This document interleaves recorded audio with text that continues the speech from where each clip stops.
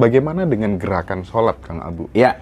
Kita sholat ada berdiri, ada ruku gitu ya, ada sujud gitu, ada duduk gitu. Jangan-jangan itu hanya simbol aja gitu. Yes, saya tuh baru ngebahas tentang kapitayan. Bahwa 10.000, 50.000 sebelum Masehi, which is jauh di awal-awal Homo sapiens, Adam tuh kan ber-7.000 tahun yang lalu, let's say. Itu kapitayan, agama Jawa purba, itu gerakan semua ritualnya, itu plek-plek sama-sama sholat, Mas. Oh. Plek-plek persis. Berdiri, ada ruku, ada duduk di antara dua sujud, itu plek-plek sama gitu. Setiap ritual pasti punya makna gitulah kira-kira. Nah cuman kenapa saya pengen relatekan ini sama kapitayan? Ya jadi maksud saya bahwa gerakan-gerakan itu ternyata bukan baru gitu loh, Mas. Gerakan-gerakan itu bukan ya kan kalau kita ngomongin tradisi Islam kan baru 1.300 1.400 tahun yang lalu gitu. Tapi nenek moyang kita, leluhur kita itu udah melakukan itu jauh banget gitu. Sebelum ada agama Islam. Mungkin kalau ini mungkin tebakan aja ya. Mungkin kalau kemudian anak kecil gitu kan udah disuruh sholat, gerakannya gini-gini, oke kita ikut aja lah ya gitu. Tapi kalau udah dewasa, kemudian sebenarnya apa sih maknanya kita disuruh berdiri, sujud, ruku, duduk, itu tuh implementasi dalam kehidupan yang nyata, yang real apa sih gitu, gimana Kang? Kaitannya relate-nya gitu ya. Jadi kalau mau bicara, coba Mas bayangin ya, ini sama kayak meditasi sih Mas. Nggak mungkin orang tiba-tiba duduk meditasi yang pernah kita cerita. Yeah. Sama kayak sholat Mas. Sekarang kalau kita bicara dalam konteks sholat gitu misalnya ya. Sholat itu kan sebetulnya adalah mengguahirokan diri gitu Mas.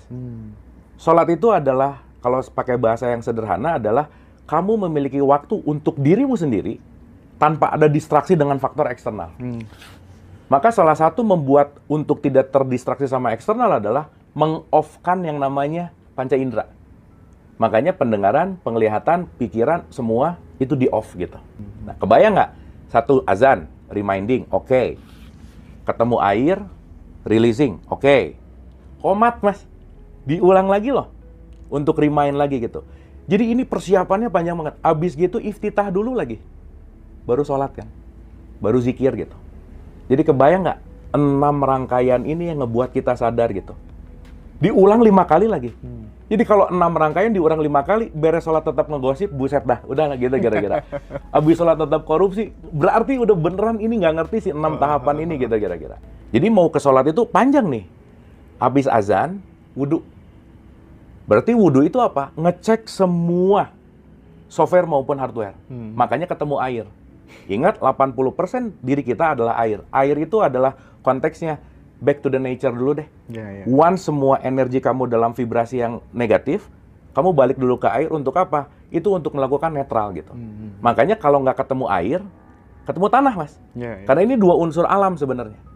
Jadi banyak orang yang mikir bahwa wudhu itu adalah ngebersihin tubuh. Padahal kalau tanah dikemukain kan nggak bersih gitu. Tetapi concernnya adalah artinya grounding gitu Mas. Turunin semua vibes buruk. Konteksnya adalah begitu kamu ketemu air atau ketemu tanah, kamu releasing bad energy supaya itu menjadi netral gitu. Makanya 50% khusyunya sholat itu ada di wudhu. Kalau wudhunya nggak khusyuk, sholatnya pasti nggak khusyuk. Nah, sekarang kita satu-satu lah ya. Kan waktu kita dalam konteks takbiratul ihram itu kan sebetulnya kita mau mengatakan bahwa I am nothing gitu. Begitu Allahu Akbar, itu kan mau bicara bahwa dia tuh yang besar gitu. Itu kan salah satu hal untuk peniadaan aku kecil gitu Mas. Jadi di situ aja udah bicara bahwa I am nothing gitu. Oke. Pelajarannya apa Mas? Humble. Makanya begitu masuk masjid ada bata suci. Di dalam bata suci itu mau jenderal kek, mau OB, mau apapun, nggak ada identitas. Kalaupun jenderal telat, tetap aja kamu jemaahnya di belakang. Nggak ada urusan sama pangkat gitu. Jadi begitu masuk ke batas suci, let's say di masjid, itu semua melepaskan identity. Jadi begitu Allahu Akbar, there is no identity gitu. Bahwa aku bukan abu, aku bukan pesulap, aku bukan direktur, aku bukan suami, aku bukan, la gitu. Dan begitu Allahu Akbar, ini kan sebenarnya mau menutup semua akses ke eksternal gitu Mas. Kapitayan juga disimpannya di sini Mas. Ya kalau di Islam kan ada di sini ya terserah lah ya gitu. Tapi begitu Allahu Akbar, ini maksudnya sebenarnya mau menyentuh hati sih. Makanya opening bacaannya adalah Al-Fatihah. Al-Fatihah itu artinya membuka. Apa artinya? Open your heart gitu. Makanya begitu Allahu Akbar. Dan kata-kata pertamanya Mas Hendra, kata-kata pertamanya adalah atas nama Dia, Mas.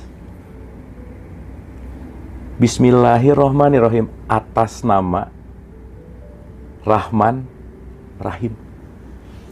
Berarti kalau udah ngomongin atas nama, kita nggak ada gitu, Mas. Semua hanya di atas namakan oleh Dia aja udah. Di situ bukti ketika Allahu Akbar, surrender gitu. Bahwa aku bukan, dan aku hanya mengatasnamakan gitu. Baru bisa Alhamdulillah segala puji dan seterusnya. Nah, maka setelah atas nama, kalau berdiri, Mas, ini saya menganalogikan sederhana aja. Ada otak, ada hati ceritanya, Mas. Gampangannya begitu. Sementara sekarang yang menjadi nakhoda keseharian itu di sini biasanya. Ininya jadi lupa, Mas. Iya. Makanya hati banyak ketutup oleh ego di otak gitu. Makanya Nabi Muhammad itu kan selalu mengulang-ulang istafti kolbak.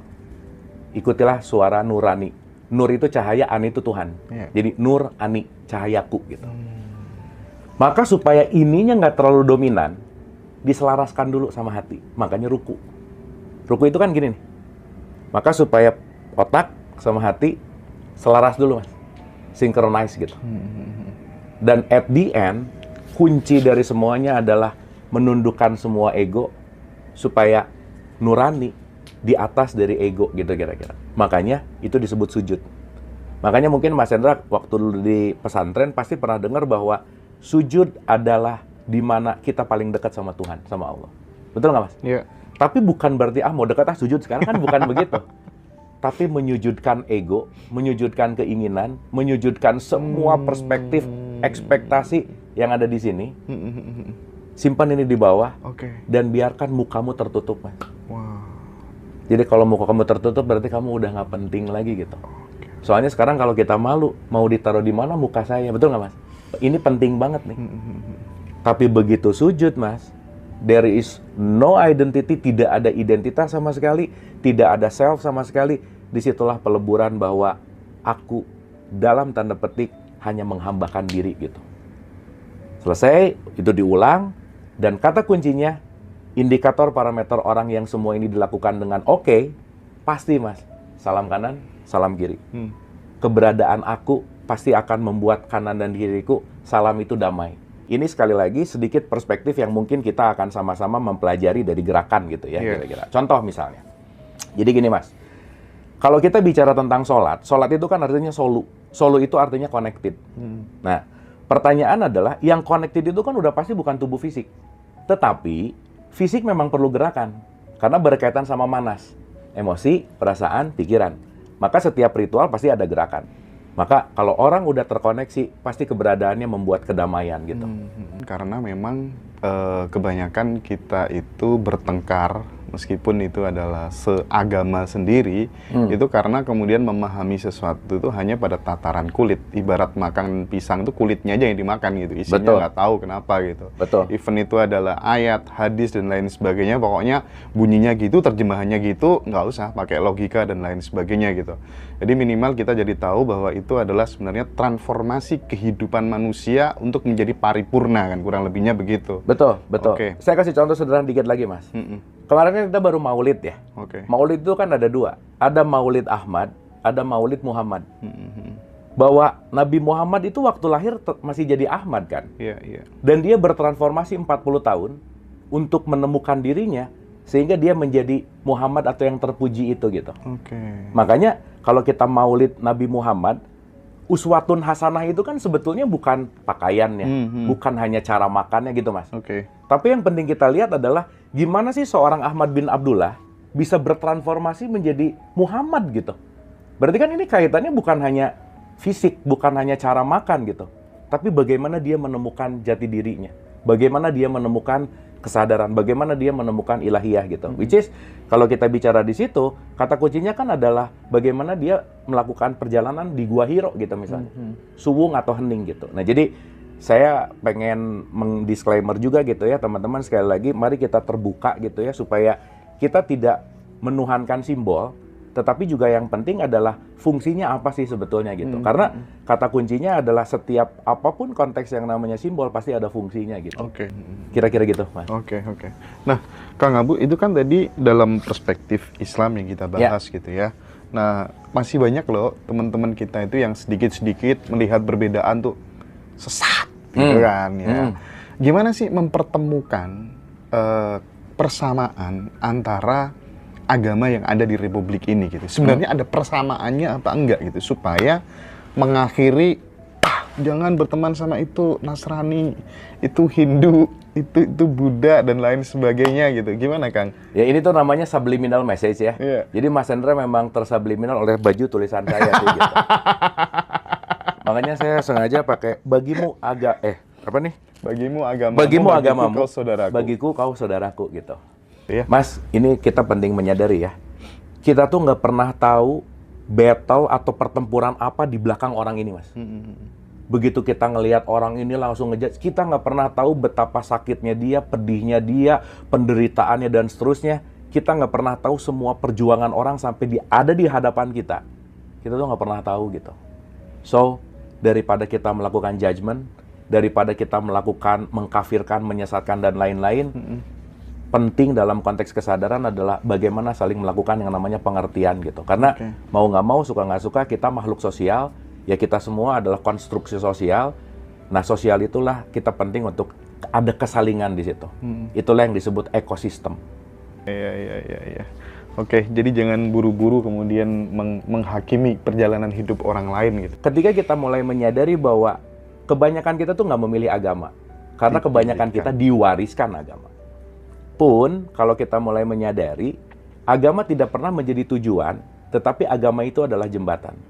Dan saya selalu mengatakan bahwa semua agama nggak sama, karena punya tata cara yang berbeda. Tapi tujuannya sama, gitu. Jadi, kalau sekarang kita mulai meluas gitu ya, Mas ya, sorry ya, bahwa concern kalau kita bicara perbedaan agama, perbedaan jalan, perbedaan jembatan, perbedaan itu pasti akan selalu ada, by the way. Tetapi kalau kita menyadari bahwa semua jalan menuju kepada titik sampai yang sama, saya rasa kalau kita ngelihat persamaannya, kalau kita ngelihat bahwa unsur pada akhirnya kita semua akan menuju ke tempat yang sama, disitulah kesadaran mulai muncul bahwa ego tentang agama, saya rasa penting untuk kita latih lagi gitu, untuk tidak mengedepankan perbedaannya. Gini, Mas, salah satu hal yang penting dalam konteks yang namanya agama, kita penting untuk menyadari bahwa agama itu jembatan. Mau nggak mau, suka nggak suka, agama itu adalah jembatan. Jadi semua agama itu adalah jalan, semua agama itu adalah pendidikan. Intinya adalah kamu bisa menemukan dirimu atau tidak gitu. Karena puncak dari semua agama adalah jembatan untuk menemukan diri yang sejati di dalam. Dan kalau kita sudah mulai menemukan diri sejati yang di dalam, kita sudah menemukan Tuhan itu sendiri gitu, dalam tanda petik. Contoh aja, let's say dalam perspektif berlomba-lomba dalam kebaikan, Mas. Nggak ada kata-kata berlomba-lomba dalam kebenaran gitu. Dan ya balik lagi ya, ini Quran juga yang ngomong.